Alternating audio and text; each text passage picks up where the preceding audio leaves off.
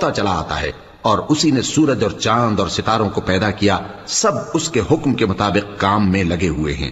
دیکھو سب مخلوق بھی اسی کی ہے اور حکم بھی اسی کا ہے۔ اللہ رب العالمین بڑی برکت والا ہے۔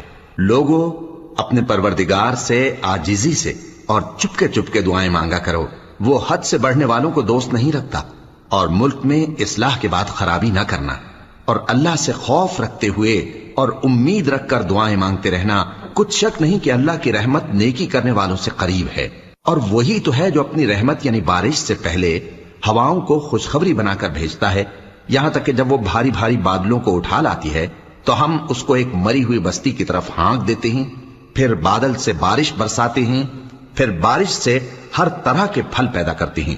اسی طرح ہم مردوں کو زمین سے زندہ کر کے باہر نکالیں گے۔